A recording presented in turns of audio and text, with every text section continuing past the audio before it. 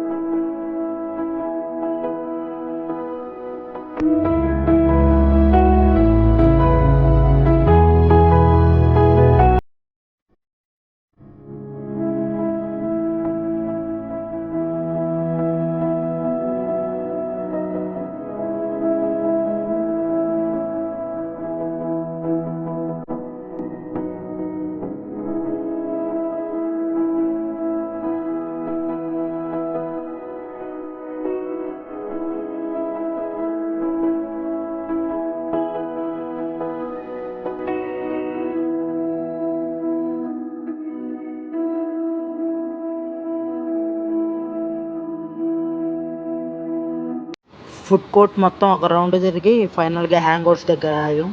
ఆగటానికి main reason ఏంటంటే ఈరోజు India versus Pakistan match. TV మొత్తం తెలుగు వంటిల్లు అండ్ హ్యాంగ్ అవుట్స్లోనే ఉండిద్ది కాబట్టి హ్యాంగ్ అవుట్స్లో ఆగాం. ఇక్కడైతే నేనైతే రవ్వ దోశ ట్రై చేస్తున్నా. మసాలా రవ్వ దోశ అంట, 80 రూపీస్ ఇది. మా ఫ్రెండ్స్ ఒకడేమో గీ ఉప్మా దోశ, ఇంకొకడేమో ఆనియన్ ఊతప్పం. ఇదే ఆనియన్ ఊతప్పం.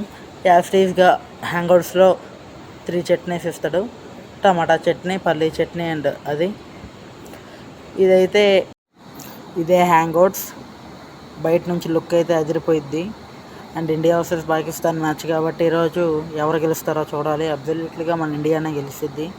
అది పక్కన పెట్టేస్తే ఇక్కడ టేస్ట్ అయితే బాగానే ఉండేది. ఈరోజు రవ్వ దోశ ట్రై చేస్తున్నా. ఇది మసాలా రవ్వ దోశ. లోపల మసాలా విత్ పల్లి గ్రీన్ చిల్లీస్తో బాగానే ఉంది. స్టఫ్ మాత్రం బాగానే ఉంది. 80 రూపీస్ దీని ప్రైస్ వచ్చేసి.